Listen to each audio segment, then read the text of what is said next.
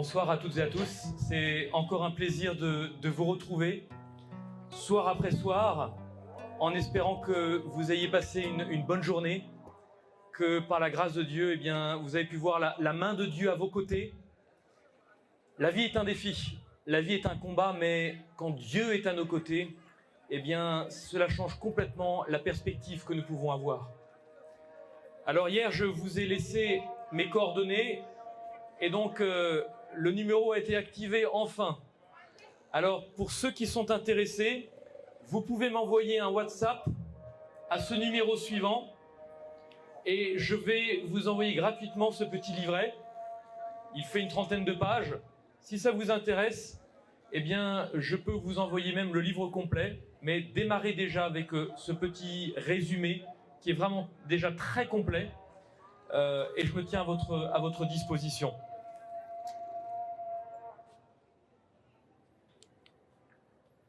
Alors, il y a eu plusieurs questions hier, j'en ai rajouté également. La première question, et c'est bien de poser des questions, toutes les questions sont importantes, et c'est vrai que des fois on peut avoir un langage, on peut utiliser des termes dans la Bible qu'on ne comprend pas toujours, et la Bible utilise par exemple ce mot abominable. Et la définition d'abominable, c'est ce qui est très mauvais. C'est ce qui inspire l'horreur. Quand on dit que quelque chose est abominable, cela a une connotation très négative. Donc, abominable, c'est réellement ce qui est très mauvais. L'avarice, c'est vrai que c'est un terme que l'on emploie peut-être un peu moins aujourd'hui. Quelqu'un qui est avare, c'est quelqu'un qui, quand bien même il serait très riche, je ne sais pas quelle est la plus petite pièce en francs CFA au Burkina. C'est combien de francs CFA ? 5 francs, voilà.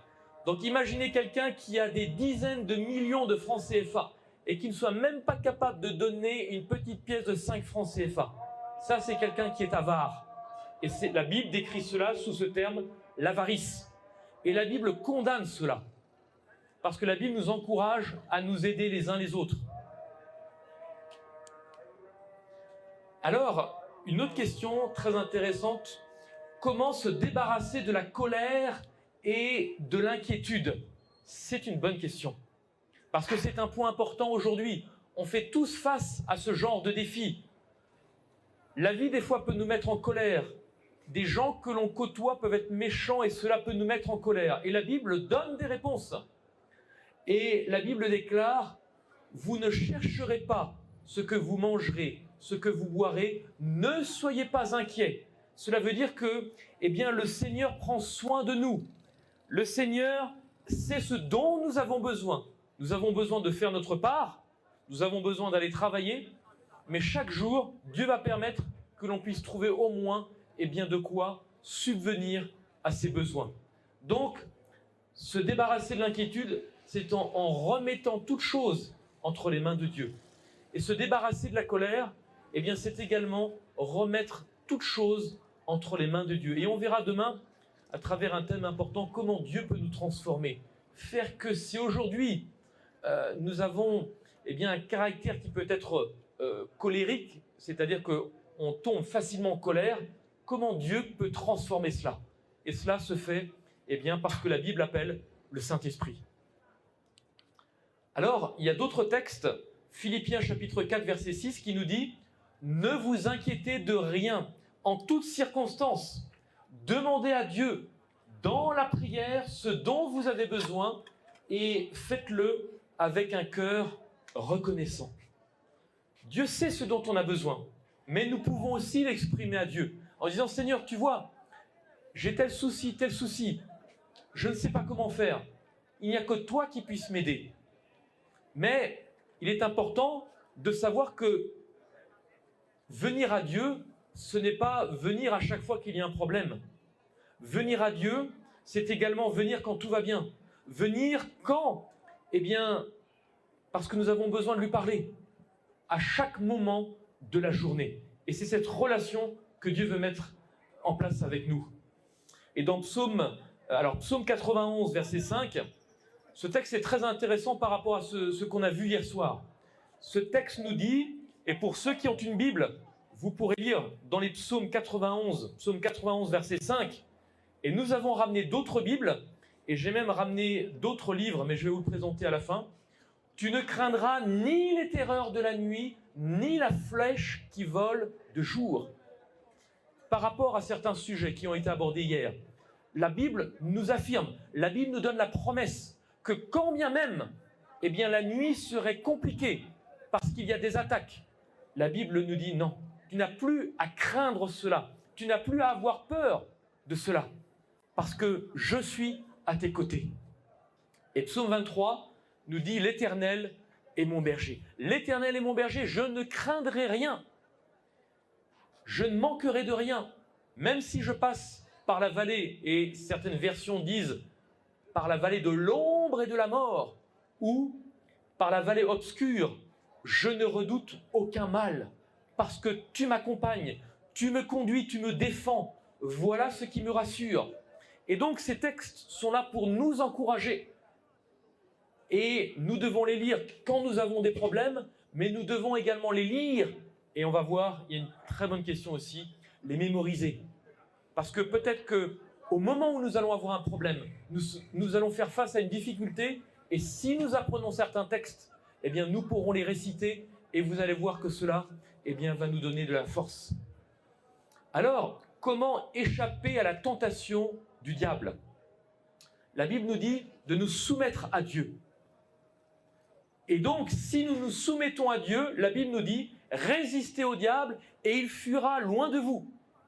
À chaque fois qu'il se présente, rejetez-le au nom de Jésus et par le sang de Jésus. » Et vous allez voir que attaque après attaque, Satan va perdre la bataille. Et dans le petit livret que vous pouvez avoir par WhatsApp, à la dernière page, je vous ai mis eh bien, ces liens. Vous pouvez cliquer sur chaque lien en bleu et cela vous donne accès à une vidéo. Tout est gratuit. Vous cliquez, la page de la vidéo YouTube s'ouvre et vous pouvez avoir eh bien, toute une série d'études bibliques. Pour ceux qui veulent étudier Daniel et l'Apocalypse, vous avez 24 études bibliques. Tout est gratuit. Vous cliquez, comment avoir la victoire, il y a une étude. Comment étudier la parole, il y a une étude. Comment prier efficacement, comment reconnaître la volonté de Dieu. Et à partir de demain soir, parce que j'ai également un ministère en France où on essaye vraiment de permettre au plus grand nombre, dans le monde francophone, d'avoir accès par le biais de messages, par le biais de traduction de vidéos, à des messages qui préparent le peuple de Dieu. Et donc, samedi soir, c'est pas demain soir, samedi soir, 2 vidéos qui concernent ceux qui ont à lutter avec les thèmes que nous avons vus hier. Ça peut être le sexe, la pornographie, ce que la Bible définit comme la chair. Eh bien, il y a 2 vidéos, c'est présenté par un jeune, c'est vraiment un message puissant et vous avez des outils vraiment pratiques pour répondre à tout cela. Alors voilà une question également importante, comment comprendre et retenir la Bible? Alors comprendre, on a essayé de mettre en place des séries d'études bibliques pour vous, mais également, si vous souhaitez étudier, et on va le mettre en place, eh bien, il y a des personnes qui se tiennent à votre disposition. Alors, comment retenir la Bible? Le premier élément, il est important d'être dans un environnement où il n'y ait pas de bruit, que vous ne soyez pas distrait, parce que sinon, votre concentration à apprendre des choses va être beaucoup plus compliquée. Si vous êtes dans la rue et qu'il y a tellement de bruit, vous pouvez comprendre que c'est beaucoup plus difficile à retenir et à apprendre les choses par cœur que si vous êtes dans une pièce chez vous, bien au calme, et vous pouvez vraiment vous concentrer. Donc veillez, quand vous apprenez quelque chose, à ne pas être distrait par votre téléphone ou quoi que ce soit.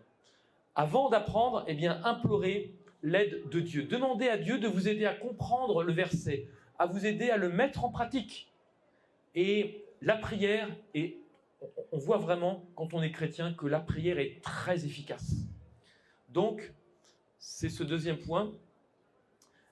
Lorsque vous voulez mémoriser un verset, par exemple Jean 3,16, Jean 3,16 nous dit « Car Dieu a tant aimé le monde qu'il a donné son Fils unique, afin que quiconque croit en lui eh bien, ait la vie éternelle. » Donc, le but, c'est de le dire à haute voix. Parce que lorsqu'on le dit à haute voix, on mémorise plus facilement. Et vous avez même la possibilité également de l'écrire. Parce que, pour ceux qui arrivent à écrire facilement. Quand vous écrivez, on a une mémoire qui fonctionne avec l'oreille lorsque l'on entend les choses, et on a une mémoire qui fonctionne avec la vue. Ça permet de retenir plus facilement. On entend et on voit. Donc ça permet de mémoriser encore plus. Et donc, vous allez lire le verset que vous voulez mémoriser du début à la fin, et vous terminez, donc vous commencez en disant, voilà, Jean 3,16, vous lisez le verset, vous terminez Jean 3,16, comme ça vous mémorisez bien le verset, vous récitez à haute voix, et vous pouvez vous concentrer sur les mots-clés. Par exemple, dans le texte que nous venons de lire, eh bien, les mots-clés, c'est la vie, éternelle, péris, quiconque, croit, fils, monde, etc. Donc vous essayez de mémoriser des mots. Et donc, comme je viens de vous le dire, vous pouvez bien les écrire, ce qui va vous aider à les retenir plus facilement. Alors, une autre question, comment faire pour arrêter la cigarette? Alors, ça peut être la cigarette, ça peut être l'alcool, quoi que ce soit d'autre. Vous allez vous apercevoir que si vous voulez arrêter quelque chose qui vous rend dépendant, et vous avez peut-être déjà sûrement essayé d'arrêter la drogue, l'alcool, cigarette, peu importe. Vous allez voir que vous essayez, et puis il suffit peut-être que des fois, sous la pression, la frustration, quoi que ce soit, des événements qui arrivent, qui vous stressent, vous allez reprendre, cigarette ou autre. Et donc, votre vie va être comme ça. Vous essayez, vous retombez, vous essayez, vous retombez. Et à un moment donné, eh bien, on peut se décourager. Et on peut se dire, mais finalement, à quoi ça sert? Je n'arrive pas. Alors, il est important de comprendre que dans notre cerveau, c'est un petit peu comme ce champ. Vous voyez, un champ, au début, c'est complètement plat. Et si on veut planter, on va faire ce que l'on appelle, on va creuser des sillons. On va creuser tous ces tranchées dans la terre, et c'est là où on va semer. Eh bien, notre cerveau, c'est pareil. Il faut, lorsqu'on a une habitude, créer de nouveaux sillons, de nouvelles habitudes. Et peu à peu, les anciennes habitudes disparaissent. Et ce qui est très intéressant, premier élément, il faut remettre ce sujet entre les mains de Dieu et reconnaître votre incapacité à avoir la victoire. En disant, voilà, Dieu, tu vois, j'essaye de me battre par rapport à la cigarette, par rapport à telle chose, j'en suis incapable. Il faut que vous puissiez reconnaître votre incapacité. Et donc, vous pouvez, en remettant ce sujet à Dieu, en 21 jours, créer de nouvelles habitudes. 21 jours, 3 semaines. Je ne sais pas si vous imaginez, c'est rien. Vous avez peut-être contracté une habitude pendant 1 an, 2 ans, 5 ans, 10 ans, et notre cerveau est capable, en 21 jours, de créer de nouvelles habitudes. Et pour certaines habitudes, par exemple la pornographie, tout ce qui est autre, voilà, c'est 90 jours. C'est plus long parce que ce qui s'imprime dans le cerveau, eh bien c'est plus long. Mais 21 jours déjà pour changer une habitude. Donc vous voyez, ça se fait rapidement.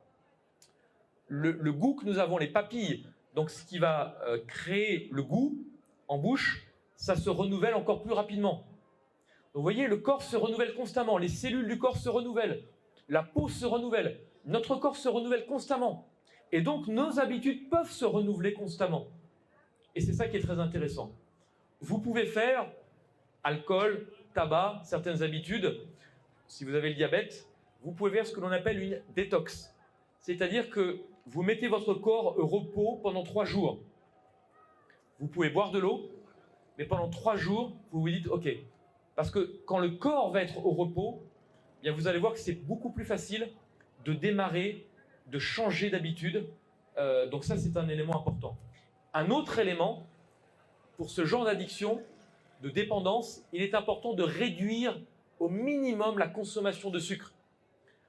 En France, et pas qu'en France, on a une étude qui a été faite sur des souris.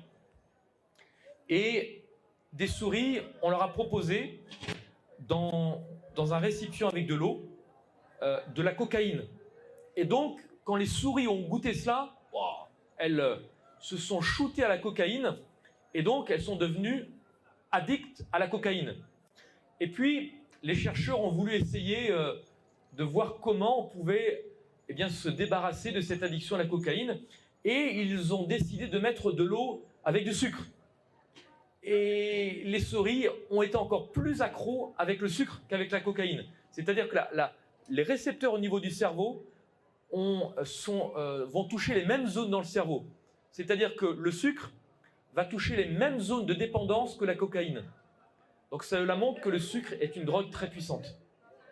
Dans une prison de haute sécurité aux États-Unis, vous avez donc un médecin très connu. Donc ce sont des prisonniers très dangereux. Et donc on a décidé de changer leur alimentation et on a décidé de supprimer complètement le sucre. Au bout de quelques jours, 2-3 semaines, le comportement de ces gens qui étaient très agressifs a complètement changé. Ils sont devenus beaucoup plus calmes. Donc ça montre que vous avez la possibilité, en mettant de côté, et c'est vrai que ce n'est pas toujours facile, mais c'est vrai que ici on mange du riz blanc, du pain blanc, etc., du sucre blanc. Et je ne sais pas pourquoi, alors qu'on est en Afrique, on devrait manger des choses complètes. C'est vraiment bizarre, mais quand c'est blanc, il n'y a plus rien. Je ne sais pas pourquoi vous essayez d'imiter une mode qui est complètement absurde avec l'Occident, mais quand c'est blanc, il n'y a plus rien. Donc déjà qu'en Occident, on est fou, mais ne devenez pas fou comme nous. Vous voyez? Bon, vous avez en plus les produits de base. Donc pourquoi, quand vous avez du sucre qui est bien noir, qui est extraordinaire, qui est riche en nutriments, pourquoi vous avez besoin d'enlever tout ce qui fait l'intérêt? Donc prenez les aliments les plus complets possibles parce qu'ils contiennent des fibres. Et vous allez voir, si vous avez un petit peu de surpoids, et ces fibres vont vous aider à éliminer. Donc, à chaque fois également que vous ressentez l'envie de fumer, priez, demandez à Dieu en disant « Seigneur, j'en suis incapable ».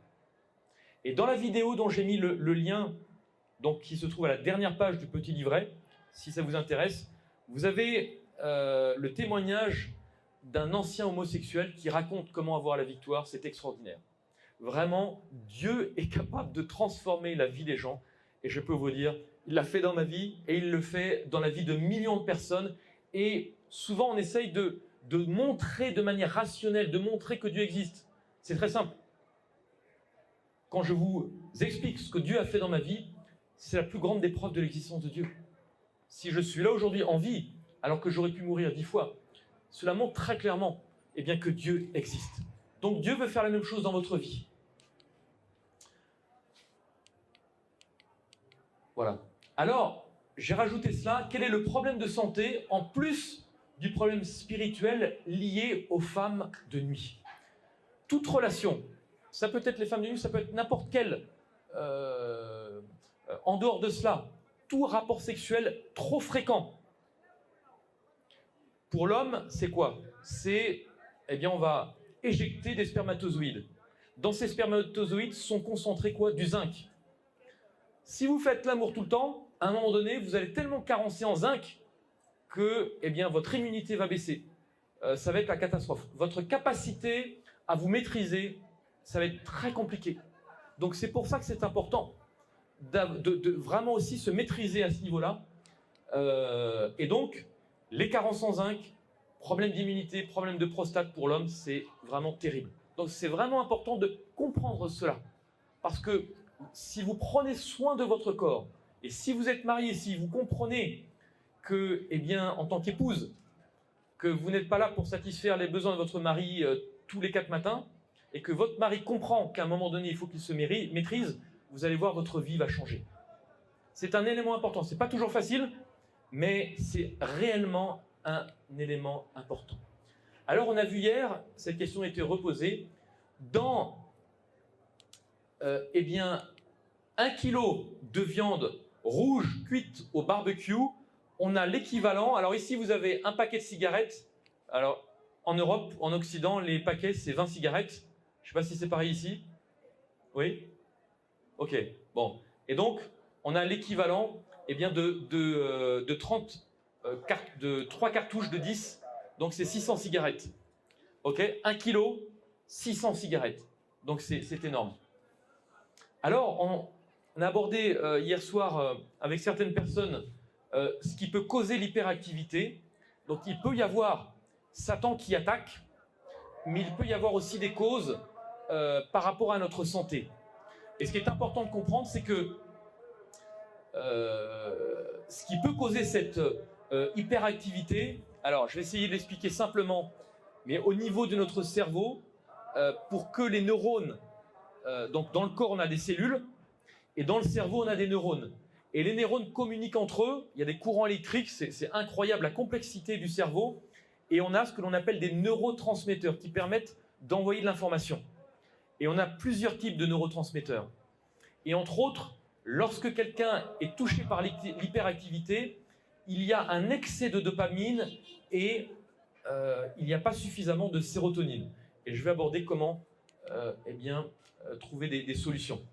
Alors, les symptômes de l'hyperactivité, ça peut être un manque d'attention soutenue, incapacité à se concentrer, une instabilité émotionnelle, être impulsif, avoir de la difficulté à obéir et d'autres signes neurologiques mineurs. Et donc, ce qui peut causer cela, eh bien, c'est notamment, on a des études qui ont été faites sur ce que l'on appelle les additifs alimentaires et notamment les bonbons. Tout ce qui est colorant, c'est joli, c'est très beau, mais ça doit rester joli et très beau et ça ne doit jamais rentrer dans votre bouche parce que vous allez voir que notamment pour les enfants, c'est une catastrophe. Cela cause réellement de graves dégâts. Ça peut être l'hyperactivité, et ça c'est le symptôme le plus lourd, mais ça peut être après une tension, difficulté à se maîtriser, et également lorsqu'on est hyperactif, donc ce sont les aliments raffinés. Alors ce qui va diminuer cette hyperactivité, eh bien c'est de privilégier tout ce qui est aliments riches en calcium, en fer, ce qu'on appelle les acides gras. Alors on peut trouver ça dans le poisson, mais on peut trouver ça dans les graines de lin, des produits comme ça. Et puis ce que l'on appelle les aliments, les plantes qui sont riches en L5-HTP. Alors, vous avez la chance puisque l'Afrique, aujourd'hui, est capable de produire une graine qui s'appelle le griffonia. Et le griffonia contient dans cette graine ce que l'on appelle du L5-HTP. Cette graine, en clair, va permettre, alors souvent on prend ça en poudre ou en gélule, eh bien ça va permettre de relancer la fabrication de sérotonine. Et donc ça va permettre d'équilibrer la manière dont nous gérons nos émotions. Je vous ai mis ici quelques aliments qui sont riches en calcium et en fer. Le calcium, vous avez tout ce qui est oléagineux, donc les noisettes, les noix, les figues, le chou, le persil, tout ce qui est sésame, voilà. Le fer, la pâte de sésame. Si vous avez de la mélasse, c'est vraiment le sucre qui est un petit peu liquide, qui est noir. Il est très riche en fer. Alors faut pas en prendre trop. Hein. Tout ce qui est sésame, tout ce qui est soja, germes de blé, les lentilles sont riches en fer. Voilà. Voilà un petit peu pour ces questions. Si vous avez d'autres questions au niveau santé, au niveau de la Bible, eh bien, vous pouvez écrire ces questions sur un papier et nous nous ferons un plaisir d'y répondre. On va donc continuer ce thème. Prépare-toi à la rencontre de ton Dieu. Et on va voir ce soir, au travers de cette grande controverse qui a commencé, on l'a vu dans le ciel, et qui a amené cet être que la Bible appelle Satan à se rebeller contre Dieu et à séduire également ce premier couple que Dieu avait créé, Adam et Ève. Mais il y a une autre tromperie qui fait suite au thème que nous avons abordé hier soir. Et donc, je reprends pour nos amis, pour nos frères et sœurs musulmans et musulmanes, le Coran encourage réellement à la lecture de la Torah, à la lecture de l'Évangile. Et c'est un point important parce qu'on voit que toutes les réponses sont contenues dans la Bible. On voit aujourd'hui que le monde essaye d'échapper à ces catastrophes. On a vu combien Satan veut notre mort et veut nous tuer, qu'il est comme un lion rugissant, cherchant qui il va détruire, qui il va dévorer, et qu'il nous faut donc veiller. Mais on voit que veiller, ce n'est pas possible si on n'est pas connecté avec Dieu. Ce n'est pas possible si nous ne sommes pas sous la protection de Dieu. Et si nous sommes sous la protection de Dieu, eh bien, l'ennemi va tourner autour, mais c'est lui qui va être en cage. Vous avez vu un lion en cage, il tourne, il devient fou. C'est lui qui va devenir fou, et ce n'est plus nous. Vous voyez toute la différence? Et c'est ça qui est important, et c'est ça que nous voulons partager avec vous. Nous avons vu au travers de ce principe, ce concept que l'on appelle l'impuissance apprise, que si on conditionne, si on dit à un bébé éléphant dès son plus jeune âge que, eh bien, il n'aura jamais la possibilité de se détacher de ce piquet, à l'âge adulte, eh bien, il va penser que c'est impossible. Et c'est dans cet état d'esprit que Satan veut nous mettre, nous faire croire qu'il est impossible de sortir de la situation dans laquelle nous sommes, que nous sommes esclaves et que nous allons rester esclaves toute notre vie. Et nous avons vu que, bien heureusement, eh bien, Dieu veut nous libérer de tout cela. Nous avons vu cet arsenal que Satan veut utiliser pour nous prendre dans son piège. Et une autre question que j'aimerais maintenant poser ce soir, qui est réellement une question importante, parce qu'elle ne vous concerne pas seulement ici en Afrique, mais dans le monde entier. Le monde entier doit faire face à cette question. Où vont les morts? C'est une première question. Où allons-nous lorsque nous mourrons? Et donc, en fonction de la réponse à la première question, est-ce que nous pouvons communiquer avec les morts? Qu'est-ce que dit la Bible là-dessus? C'est un sujet important parce qu'en fonction de la réponse à la première et à la deuxième question, vous allez voir que cela va complètement changer notre perspective. Nous ne prenons que la Bible et rien d'autre parce que la Bible contient toutes les réponses à nos questions.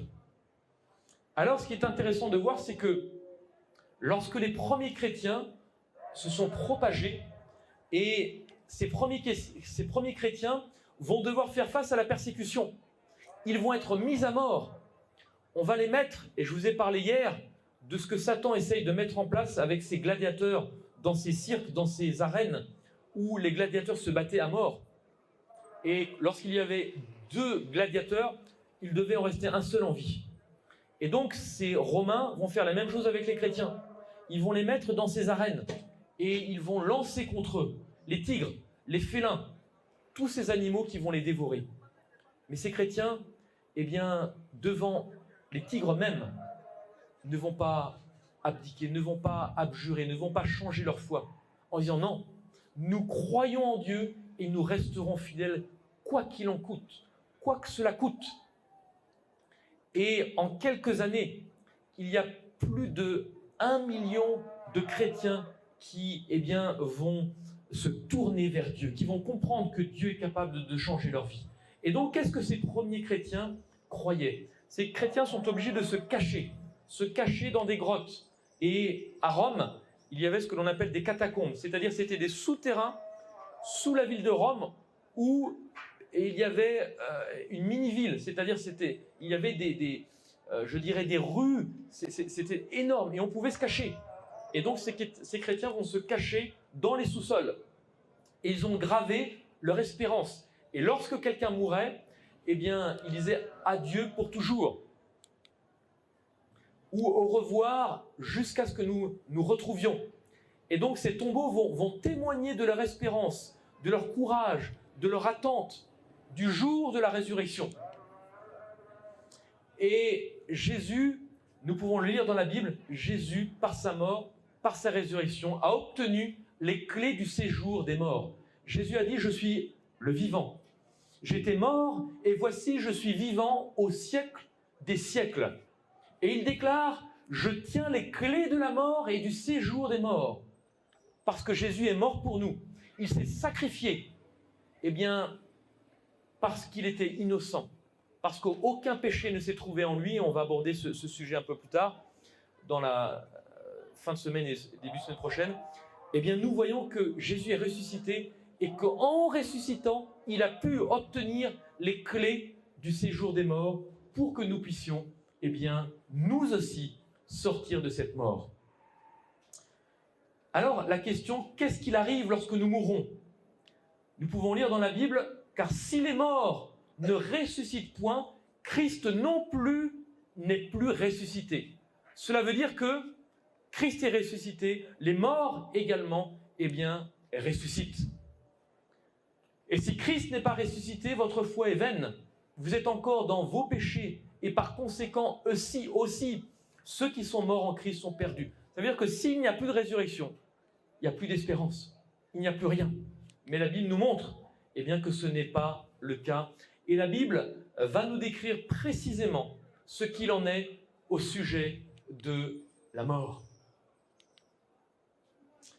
Nous avons vu que Satan a utilisé des ruses et il va remettre en question ce que Dieu avait dit. Dieu avait dit, tu ne toucheras pas, tu ne mangeras pas de l'arbre de la connaissance du bien et du mal, parce que le jour où tu en mangeras, tu mourras. Et Satan a dit, Dieu a-t-il réellement dit? Donc Satan est en train de remettre en question ce que Dieu même a dit. Et c'est ainsi qu'il fonctionne. Et donc, il va dire, vous ne mourrez pas. Dieu a-t-il réellement dit? Moi je te dis, en tant que Satan, non, tu ne vas pas mourir. Et c'est comme ça qu'il s'y est pris. Se peut-il que, eh bien, derrière ce premier mensonge de la Bible, le monde soit tombé dans un autre mensonge? Nous allons voir ça tout de suite. Et au travers de ce mensonge, vous ne mourrez point. Donc se pourrait-il que Satan ait réussi à maintenir ce mensonge jusqu'à aujourd'hui? Alors, si nous retournons eh bien, au tout début, lorsque Dieu a créé Adam et Ève, nous lisons que Dieu va chasser, après la désobéissance, va chasser Adam et Ève eh bien, de ce jardin. Et l'Éternel chassa donc Adam du jardin d'Éden et Ève également. Et donc, la mort va toucher toute l'humanité. L'humanité, tous les êtres humains vont être touchés par la mort. Et donc, cela va les séparer de Dieu. Si nous revenons avant, eh bien, ce que la Bible appelle le péché, cette désobéissance, nous lisons que Dieu, au tout début, a créé l'homme. De quelle façon? Dieu va créer l'homme en disant, eh bien, tu es poussière et tu retourneras à la poussière. Dieu va utiliser la poussière et il va faire quelque chose de particulier. Et à travers cela, nous avons une clé importante pour comprendre ce qu'est la mort et ce que Dieu veut faire pour nous sauver, pour nous donner la vie éternelle. Donc Dieu va former l'homme à partir de la poussière de la terre. Mais il va faire autre chose. La Bible nous dit qu'il va souffler dans ses narines un souffle de vie. Et l'homme va devenir une âme vivante. Alors on pourrait faire cette équation mathématique qui est très simple. Donc l'homme finalement, eh bien c'est quoi? C'est un corps plus le souffle de Dieu et cela donne une âme vivante. La vie apparaît. Le corps, Dieu souffle et cela devient eh bien une âme. C'est une équation très simple. Alors la Bible nous dit dans Ecclésiaste, avant que la poussière retourne à la terre comme elle y était, et que l'esprit retourne à Dieu qui l'a donné. La Bible nous dit très clairement que lorsque nous mourrons, aussi longtemps que j'aurai ma respiration et que le souffle de Dieu sera dans mes narines, lorsque nous sommes en vie, nous avons encore le souffle de Dieu. Et lorsque nous mourrons, ce souffle de Dieu se retire. Et nous allons voir d'autres textes. Dans Psaume, ne vous confiez pas aux grands, aux fils de l'homme qui ne peuvent sauver. Leur souffle s'en va et ils rentrent dans la terre. Lorsque nous mourrons, le souffle se retire, le souffle de Dieu se retire et nous allons dans la terre. Il n'y a plus rien. Salomon déclare, les vivants en effet savent qu'ils mourront, mais les morts ne savent rien. Et il n'y a pour eux plus de salaire, puisque leur mémoire est oubliée. Donc on voit à travers déjà ce premier texte. Nous sommes en vie parce qu'il y a notre corps plus l'Esprit de Dieu qui a soufflé pour nous donner la vie. Et lorsque nous mourrons, nous allons dans la terre, le souffle de Dieu s'en va, et alors que le souffle de Dieu s'en va, eh bien, il n'y a plus rien. Les morts ne savent rien. Et on va prendre d'autres textes pour confirmer cela. Donc les morts ne savent rien et absolument rien. Gardez cela à l'esprit parce que c'est important et on va le développer. Dans un autre texte, nous pouvons lire « Ce ne sont pas les morts qui célèbrent l'Éternel, ce n'est aucun de ceux qui descendent où ? Dans le lieu du silence. » Donc la Bible nous dit que la mort est le lieu du silence, le lieu où il n'y a plus rien. Si on vous dit que votre être bien-aimé est mort et est monté au ciel, la Bible déclare très clairement que ce n'est pas vrai. La Bible déclare que lorsque nous mourrons, eh bien, les morts ne célèbrent pas l'Éternel. Donc, si on vous dit que si votre être cher est mort et qu'il est maintenant au ciel, s'il est au ciel, il célèbre Dieu. Forcément, puisqu'il est à côté, il est censé être à côté de Dieu. La Bible vous dit non, ce ne sont pas les morts qui célèbrent l'Éternel, parce que les morts descendent dans le lieu du silence. Alors, où sont les morts? Et nous allons voir d'autres textes encore pour que vous puissiez comprendre réellement ce qu'est la mort. Job, mais l'homme meurt, il perd sa force, l'homme expire, et où est-il? Ainsi l'homme se couche et ne se relèvera plus, il ne se réveillera pas tant que les cieux subsisteront, et il ne sortira pas de quoi?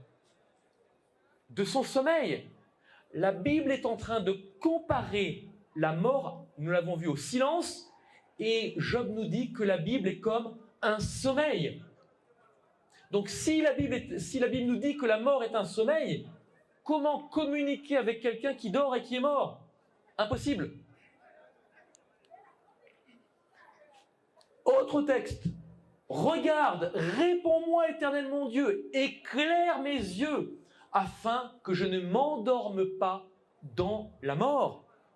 Si on s'endort dans la mort, c'est que la mort est un sommeil.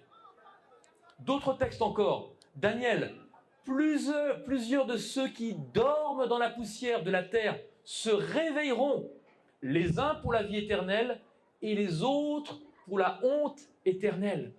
Donc, les morts vont ressusciter, eh bien, à un moment donné. Les uns pour la vie éternelle, les autres pour la mort éternelle.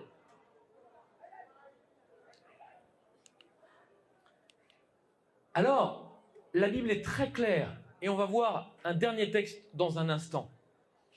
La mort est clairement un sommeil. Alors, si la mort est un sommeil, pourquoi communiquer avec les morts et prier pour eux? Et ce système de faire comprendre au peuple que nos bien-aimés sont soit au ciel, soit en enfer, soit au purgatoire, et que nous devons prier pour eux, et nous devons payer pour eux, pour les racheter. C'est un système qui a été mis en place au Moyen-Âge lorsque l'Église voulait prendre le plus d'argent du peuple. La Bible ne parle absolument pas de cela. La Bible n'a jamais parlé de cela. Nous avons insisté en disant que nous sommes venus ici gratuitement, parce que la Bible dit « Vous avez reçu gratuitement, donné gratuitement ». La Bible, ce n'est pas un business. Chers amis, on ne peut pas profiter de la faiblesse des gens, profiter de la souffrance des gens et leur prendre leur argent en leur disant « Si tu me donnes ton argent, je vais prier pour toi ou je vais prier pour celui qui est mort. » C'est du vol. Mes amis, c'est du vol. Et la Bible dit qu'on ne peut pas faire ça, on ne peut pas abuser les gens. C'est trop sérieux. Et la Bible nous dit très clairement que non seulement on ne peut pas prier pour les morts, mais encore moins payer pour cela. Ça ne sert à rien et c'est du mensonge.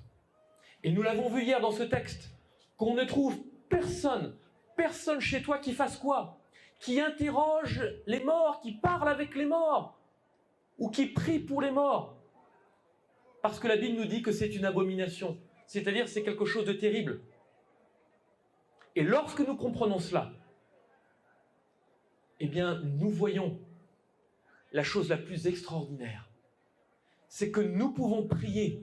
Vous pouvez prier gratuitement. Vous pouvez avoir une ligne de téléphone 24 heures sur 24 en illimité. C'est la fibre optique. C'est gratuit et ça va directement à Dieu. Il n'y a aucun intermédiaire. Vous pouvez prier à n'importe quel endroit. Quand vous êtes en problème et demandez à Dieu de vous aider. Et c'est ça ce cadeau extraordinaire que nous pouvons trouver dans la Bible. ce lien permanent que nous pouvons avoir avec Dieu. Alors, on a créé aussi, un petit peu plus tard, ça s'est fait, il y a eu plusieurs étapes, on a créé ce concept avec ce que l'on appelle la reine du ciel. Et donc, ce personnage, la Bible en parle. Et la Bible dit très clairement, vous et vos femmes, vous avez déclaré de vos bouches et exécuté de vos mains ce que vous dites. Nous voulons accomplir les vœux que nous avons faits, offrir de l'encens à la reine du ciel et lui faire des libations. Et dans un autre texte de Jérémie, les enfants ramassent du bois, les pères allument le feu et les femmes pétrissent la pâte pour préparer des gâteaux à la reine du ciel et pour faire des libations à d'autres dieux afin de m'irriter. Est-ce moi qu'ils irritent? N'est-ce pas eux-mêmes à leur propre confusion? La Bible déclare qu'il n'y a qu'un seul nom que nous puissions invoquer, c'est le nom de Jésus-Christ. Il n'y a, chers amis, aucun autre intermédiaire. Et pourquoi alors Marie est-elle venue? Marie était une femme extraordinaire, une femme d'une foi incroyable, qui n'a pas été choisie par hasard. Mais Marie, qui a eu beau être, la maman, la mère de Jésus, va elle-même dire dans Luc chapitre 1, alors que, l'ange va se manifester à elle pour lui dire ce qui allait arriver. Et Marie dit, mon âme exalte le Seigneur et mon esprit se réjouit en Dieu, mon sauveur. Marie avait besoin d'un sauveur, Jésus-Christ. C'est ce que l'on appelle le mystère de l'incarnation, c'est-à-dire que Jésus se soit incarné, c'est quelque chose de fou. Et on a beaucoup de mal des fois à le comprendre, mais pourtant il y a une réalité. C'est que Jésus s'est incarné pour qu'il devienne notre sauveur. Et Marie avait besoin d'un sauveur. Et donc, nous allons voir que vers l'an 300 après Jésus-Christ, il y a un empereur romain que l'on appelle Constantin, et qui a vu que le christianisme était en train de s'étendre partout dans le monde. Il y avait des millions de chrétiens. Et il s'est dit, mais il était païen, et suite à une expérience, il s'est dit, mais il y a des païens, il y a des chrétiens, comment est-ce qu'on peut fusionner les deux? Mais les païens n'accepteront jamais de rentrer dans l'église, parce que les païens, ils ont des croyances en un Dieu, et donc on retrouve souvent cette femme avec l'enfant, dans beaucoup de religions. Et donc Constantin a décidé de prendre ces croyances qui venaient des païens et de les faire rentrer dans l'église. Et ainsi donc la croyance en Marie est venue vers cette époque. Mais c'est une croyance qui date de très très longtemps, de l'Antiquité, de ce que la Bible appelle Babylone ou Babel. Et donc, cette croyance malheureusement est rentrée dans l'Église. Et le serpent continue à séduire le monde en disant « vous ne mourrez point ». Et à chaque fois que l'on croit qu'il y a possibilité de communiquer avec ceux qui sont morts, Satan, de nouveau, réussit à séduire le monde. Parce que, ce qu'il a dit au tout début, vous ne mourrez point, il le dit de la même façon. Il nous fait croire que nous n'allons point mourir et que dès que nous sommes touchés par cette mort physique, immédiatement nous allons au ciel et donc il n'y a pas de mort, c'est une continuité. Satan a réussi un piège incroyable. Parce que Satan ne recule devant rien pour nous séduire, pour nous amener dans ses filets et nous détourner de Dieu et nous faire croire que Dieu est un Dieu autoritaire et que Dieu était en colère et qu'il fallait une femme pour calmer cette colère. Non. La Bible, de la Genèse à l'Apocalypse, toute la Bible, dans toutes les pages de la Bible, vous voyez, et peut-être qu'on abordera un thème sur la tendresse de Dieu. La tendresse de Dieu en tant que Père. Et vous voyez que peut-être, oui, dans certaines pages, on peut lire que Dieu s'est mis en colère parce que l'homme est allé tellement loin que Dieu a vraiment une patience incroyable. Mais dans d'autres pages, et dans tellement d'autres pages, nous trouvons une description de Dieu en tant que Père qui est rempli d'amour pour chacun d'entre nous. Et comme je l'ai dit hier, nous avons tous eu des éducations différentes, tous eu des parents différents. Et peut-être que pour certains, ça a été plus difficile que pour d'autres. Peut-être que pour certains, s'il y avait des familles nombreuses, certains ont dû peut-être se sacrifier pour que d'autres, dans la fratrie, parmi les frères et sœurs, puissent également avancer. Et c'est des fois dur à porter. Et peut-être que, on n'a jamais entendu, comme je vous le disais hier, ces mots « je t'aime ». Mais Dieu, de la Genèse à l'Apocalypse, nous dit non seulement « je t'aime », mais la Bible nous dit que Dieu est amour. La Bible ne nous dit pas que Dieu, a de l'amour. Non, la Bible nous dit que Dieu est amour. C'est-à-dire que c'est sa caractéristique principale. Ça fait partie de lui. C'est son caractère. Il ne sait pas faire autrement que d'aimer. Et c'est ça, ce message qui est extraordinaire. Et donc, dans Jean, l'évangile de Jean, Jésus a dit que tous allaient ressusciter. C'est ce qu'on vient de voir juste avant. Certains vont ressusciter pour la vie éternelle et d'autres pour la mort éternelle. Ne vous étonnez pas de cela, car l'heure vient où tous ceux qui sont dans les sépulcres. Donc ça veut dire qu'au temps de Jésus, à part qui? À part Élie qui est monté au ciel, Enoch, Moïse, mais la Bible nous dit que tous les autres étaient dans les sépulcres, dans la terre. Donc, l'heure vient où tous ceux qui sont dans les sépulcres entendront sa voix et en sortiront. Ceux qui auront fait le bien ressusciteront pour la vie, mais ceux qui auront fait le mal ressusciteront pour le jugement. Alors, il y a un texte qui peut être utilisé par des chrétiens. Et ce texte, c'est l'épisode de ce qu'on appelle le larron, du brigand, qui était sur la croix. Alors, le cadre, c'est Jésus qui va être crucifié sur la croix. Et à sa droite et à sa gauche, il y a deux brigands qui sont crucifiés également avec lui. Et à un moment donné, Jésus va dire ces mots incroyables. Alors que sa souffrance, la Bible nous parle de cette souffrance qu'aucun être humain n'aura à subir. La Bible nous dit que la souffrance de Jésus, aucun être humain ne devra souffrir comme lui a souffert et ne pourra souffrir.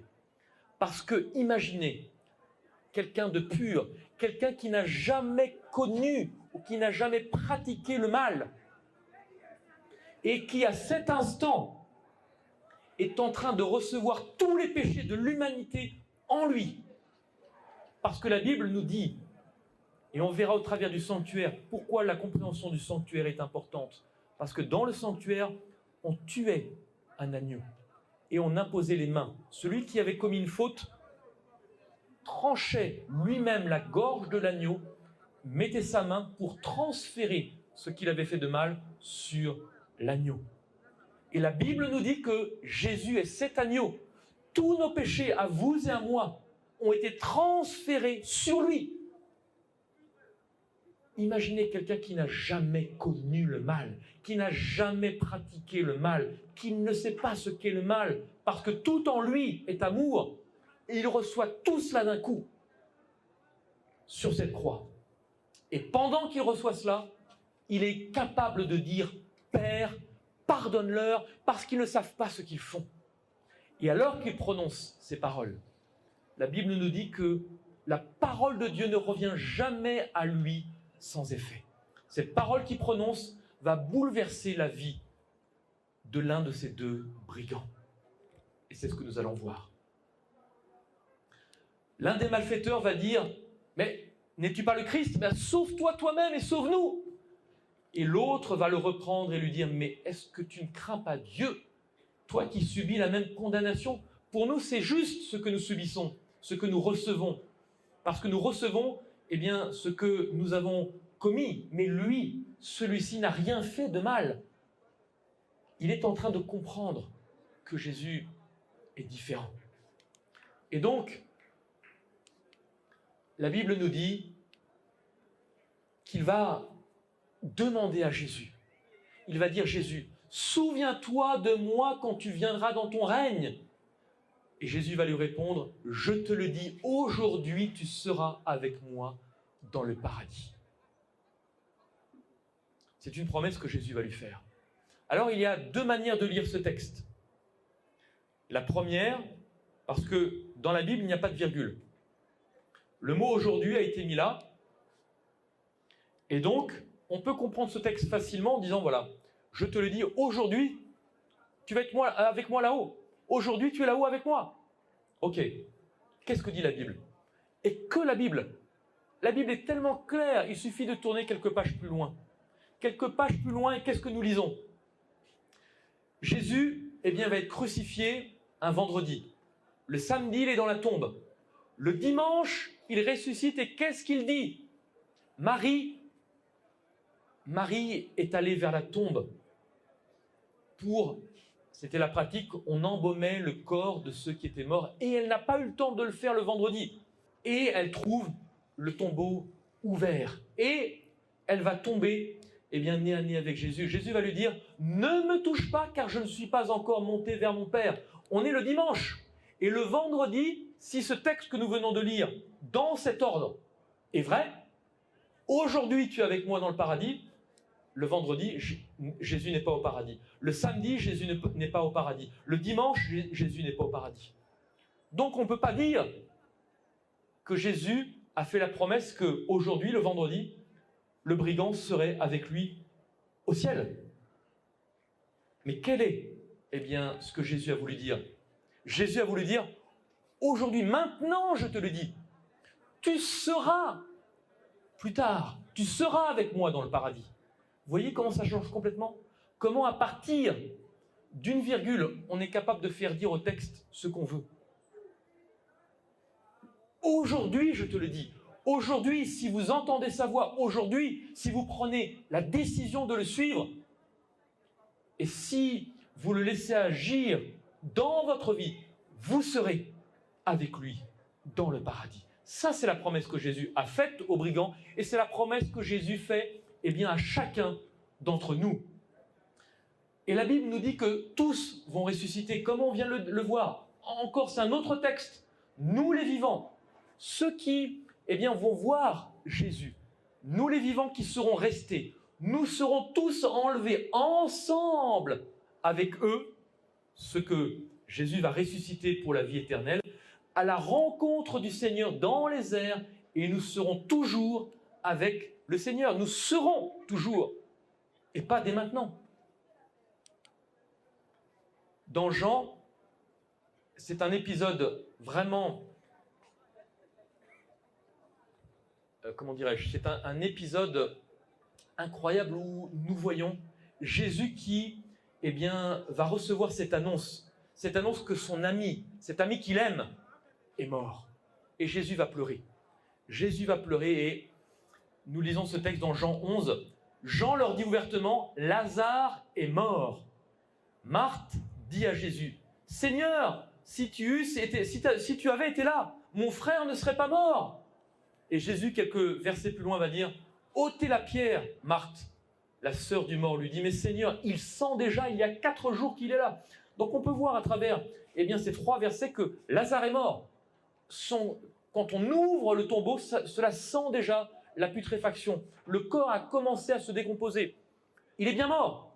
Il est mort. Et qu'est-ce qui va se passer? Qu'est-ce que va dire Jésus? Notre ami Lazare dort, mais je vais le réveiller. Cela montre bien que la mort est un sommeil. Lorsque nous mourons, nous nous endormons. Et nous allons nous réveiller. Et je l'espère tous, lorsque Jésus va revenir pour la vie éternelle.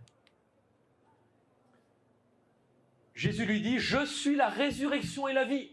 Celui qui croit en moi, quand bien même il serait mort, et quiconque vit et croit en moi ne mourra jamais. Et Jésus va dire, crois-tu cela? Et c'est cette question que j'aimerais poser à chacun ce soir. Est-ce que vous croyez à cela? Crois-tu à cela? Crois-tu que, en ce que Jésus vient de dire? Il est important, comme le dit Ézéchiel, de prendre position. Revenez, détournez-vous de toutes vos transgressions, afin que l'iniquité, donc afin que le péché ne cause pas votre ruine, rejetez loin de vous toutes les transgressions par lesquelles vous avez péché, et faites-vous un cœur nouveau et un esprit nouveau. On pourrait présenter un évangile facile. Vous inquiétez pas, Jésus vous aime, tu crois en lui, tu fais ce que tu veux après, il n'y a pas de souci, il va te sauver. Mais ce n'est pas ce que la Bible dit. La Bible nous dit, crois au Seigneur Jésus et tu seras sauvé. Mais la Bible nous dit également de rejeter toutes les transgressions par lesquelles nous avons péché. Parce que si nous péchons, cela nous rend malheureux. Et s'il nous faut simplement croire en Dieu et que nous continuons notre vie médiocre, notre vie de péché, mais à quoi ça sert? Dieu est capable et Dieu veut nous transformer. Mais si nous pensons qu'il ne le fera jamais, eh bien nous restons dans le même état. Et donc, la démarche chrétienne, c'est de comprendre ce que Dieu veut faire et de progresser. Et des fois, c'est vrai que ça peut être plus ou moins sinueux. Donc, Dieu veut faire de nous des nouvelles créatures. Et dans 2 Corinthiens 5, 17, nous lisons « Si quelqu'un est en Christ, si quelqu'un accepte Christ, il devient une nouvelle créature. Les choses anciennes sont passées. » Vous voyez, il y a un trait. Il y a un avant, il y a un après. En décidant de suivre Jésus-Christ, il y a une fin à votre ancienne vie. Et maintenant, c'est le début d'une nouvelle vie où vous décidez de cheminer avec Dieu. Et j'ai mis cette image parce que l'image du papillon, il y a plusieurs étapes. Il y a l'œuf, ensuite il y a la chrysalide, où il y a la chenille, la chrysalide et la transformation en papillon. C'est cette image que Dieu veut faire en nous. On est peut-être un œuf, on est peut-être une chrysalide ou une chenille, mais Dieu veut faire de nous des papillons merveilleux, avec toutes sortes de couleurs. Ça rayonne, c'est beau. C'est ce que Dieu veut faire dans notre vie. Voici, toutes choses sont devenues nouvelles. Dieu nous donne un avenir complètement différent. Et la Bible nous dit, il n'y a plus ni juif, ni grec. Il n'y a plus ni esclave, ni homme libre, pardon. Il n'y a plus ni homme, ni femme, car vous êtes tous un en Jésus-Christ. Lorsque l'on comprend ce que Dieu fait, lorsque l'on comprend qui est Dieu, la Bible nous montre très clairement que nous sommes tous égaux. Devant Dieu, nous avons tous la même valeur, quelle que soit notre couleur, quel que soit notre rang social, si nous sommes ultra riches ou ultra pauvres. Pour Dieu, nous avons la même valeur. Ce que nous avons en banque ne change rien dans le fait que Dieu nous aime. Et donc, Dieu a fait cette promesse de briser notre cœur de pierre pour, non pas que nous ayons un cœur dur, mais qu'au contraire, que nous devenions sensibles à la souffrance des autres. Vous me chercherez et vous me trouverez si vous me cherchez de tout votre cœur. On ne peut pas dire une fois sauvé, toujours sauvé. Je crois une fois, je n'ai plus rien à faire. Non, il faut chercher Dieu de tout son cœur, chaque jour. Et lorsque vous comprenez cela, lorsque vous comprenez que jour après jour, vous remettez le compteur à zéro, et chaque jour vous redémarrez de zéro pour passer une nouvelle journée avec Dieu. Et il y a un épisode, lorsque Jésus était jeune, et donc Jésus enseignait dans le temple, et ceux qui étaient là autour de lui étaient vraiment stupéfaits de la connaissance de Jésus. Et ses parents étaient venus pour la Pâque, et donc ses parents étaient repartis. Et puis en repartant chez eux, eh bien ils se sont rendus compte que Jésus n'était plus là. Et ils ont mis plusieurs jours avant de retrouver Jésus. C'est la même chose pour nous. Si nous quittons Jésus des yeux, vous allez voir que quitter Jésus 1 jour, 2 jours, 3 jours, il va falloir plusieurs jours avant de reconnecter, de vous reconnecter avec lui. Mais si chaque jour, un petit peu, vous gardez cette connexion, vous allez voir que vous maintenez cette connexion avec Dieu. Et je terminerai par cet épisode d'un Éthiopien cet épisode qui nous est relaté dans le livre des Actes. Je crois que c'est Actes chapitre 8. Et cet Éthiopien qui est une sorte de premier ministre de la reine Candace, donc d'Éthiopie, était allé à Jérusalem. Et il est en train de repartir. Il était venu donc adorer à Jérusalem. Et il est en train de repartir. Il était sur son chariot et il est en train de lire une partie de la Bible, ce que l'on trouve dans le livre d'Ésaïe, le prophète Ésaïe.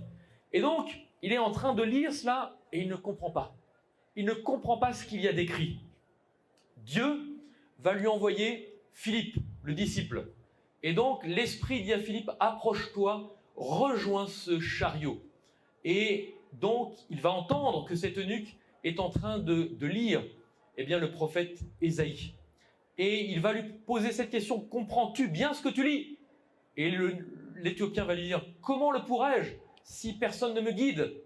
Et il va demander à Philippe de monter et de s'asseoir avec lui. Jésus répond, en vérité, je te dis que si un homme ne naît d'eau et d'esprit, il ne peut entrer dans le royaume de Dieu. La Bible nous dit que si nous voulons faire alliance avec Dieu, si nous voulons montrer que nous voulons donner notre vie à Dieu et démarrer notre vie avec Dieu, eh bien, nous devons le faire par le baptême. Mais, là encore, et je ne pense pas aborder cela pendant ces 15 jours, la Bible nous dit que c'est un choix conscient, qui ne peut faire que si nous sommes conscients de ce que Dieu a fait. Parce que la Bible nous dit que le baptême que nous demandons, c'est un baptême de repentance.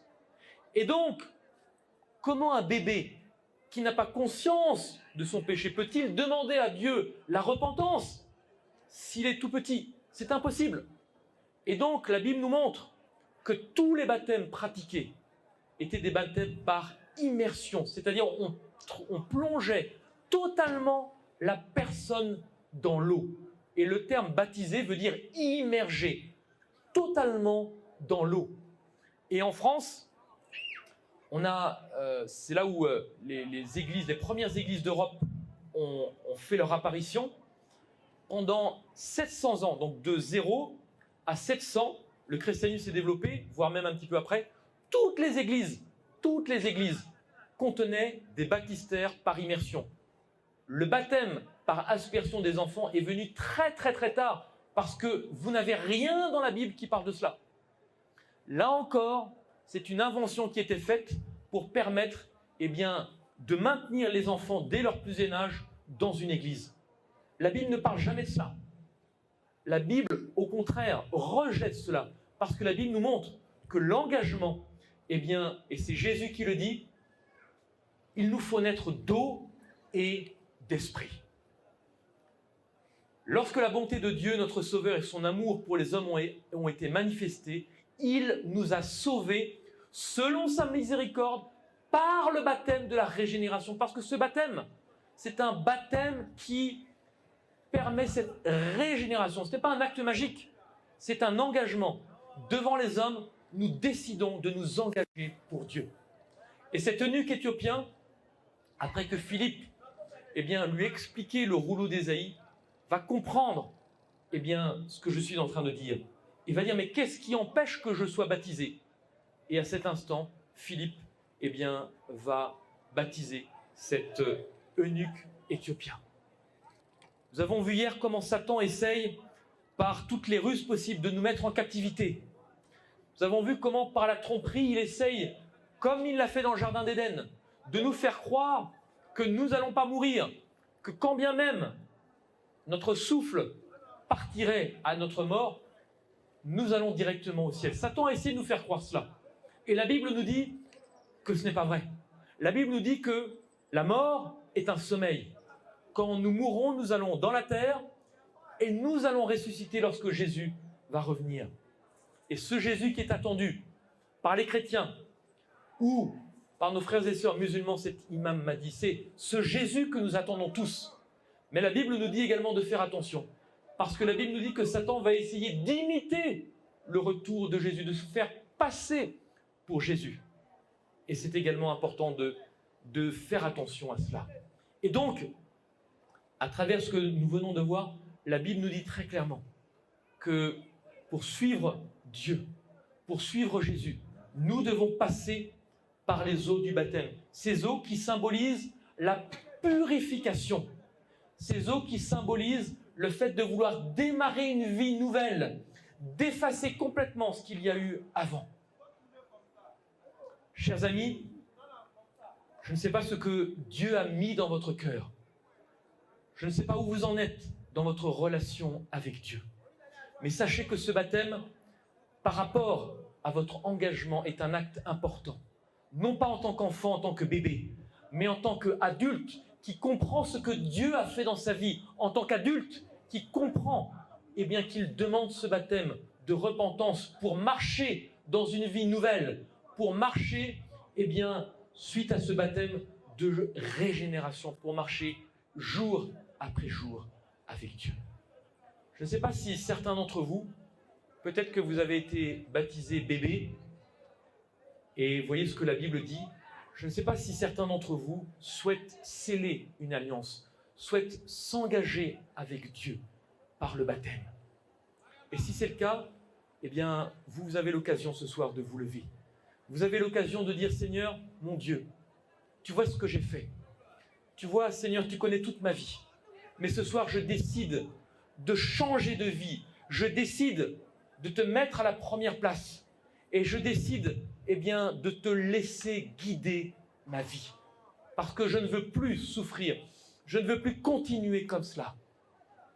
Si ce soir, le Seigneur vous parle, vous avez l'occasion de vous lever et en vous levant, de manifester par cet engagement le désir de vous engager, de vous préparer à une vie nouvelle avec Dieu. Est-ce que, chers amis, vous voulez faire cet engagement? Laissez Dieu toucher votre cœur. Laissez Dieu rentrer encore plus dans votre vie. Laissez Dieu vous donner une orientation nouvelle. Mettre Dieu à la première place. Y a-t-il une personne ce soir qui souhaite faire cet engagement? Une personne ce soir qui décide, Seigneur mon Dieu, je souhaite te donner ma vie. Devant ce que tu as fait, je comprends que j'ai besoin d'un sauveur. Devant ce que tu as fait, je comprends que j'ai besoin d'être purifié. Est-ce qu'il y a une personne ce soir qui décide de s'engager avec Dieu? Je vous laisse réfléchir. Nous avons l'occasion, pendant ces jours qui viennent, de continuer à aborder au travers de ces différents thèmes et de comprendre ce que Dieu a fait dans notre vie. Peut-être que vous n'osez pas vous lever, peut-être que ce cheminement vient juste de démarrer et vous commencez à comprendre que Dieu, peut changer les choses dans votre vie et vous hésitez encore. Et nous allons demain, après-demain et dans les jours qui suivent, continuer à voir ce qu'il en est. Comment nous préparer? Comment réellement connaître Dieu encore davantage? Afin que ce qui est peut-être flou devienne encore plus une réalité pour chacun et chacune. Peut-être que dans votre cœur, vous sentez que c'est le moment de changer de direction. Le Seigneur connaît chacun et chacune, connaît ce qu'il y a dans votre cœur. Que le Seigneur vous bénisse, continue de vous protéger, de vous guider. Et je vais terminer par une prière pour demander à Dieu de vous ramener en sécurité, de vous garder et que nous puissions continuer ces études demain et après-demain. Si vous voulez bien, nous allons nous lever et je vais prier pour chacun et chacune.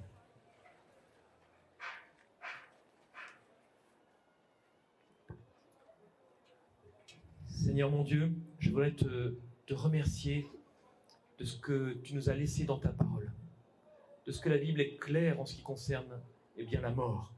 Cette mort que tu compares à un sommeil, cette mort qui nous fait prendre conscience qu'il n'y a rien tant que tu n'es pas revenu nous chercher. Il il n'y a rien et absolument rien. Et nous voulons te demander pardon parce que nous avons pu être trompés par Satan.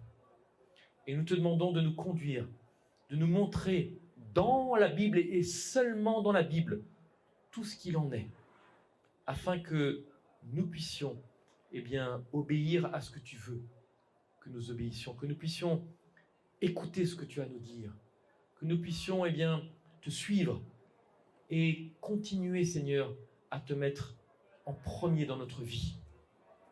Seigneur, il y a des luttes dans la vie de chacun et chacune, mais je te les remets tous, afin que tous puissent témoigner de ce que tu as fait quelque chose dans leur vie. Tous puissent témoigner de ce que, ils ont l'assurance, ils commencent à voir que leur vie peut changer, que leur vie peut réellement prendre une autre direction. S'ils prient, s'ils te mettent en avant, alors Seigneur, je te les remets tous. Continue de protéger les personnes pour qui nous avons déjà commencé à prier.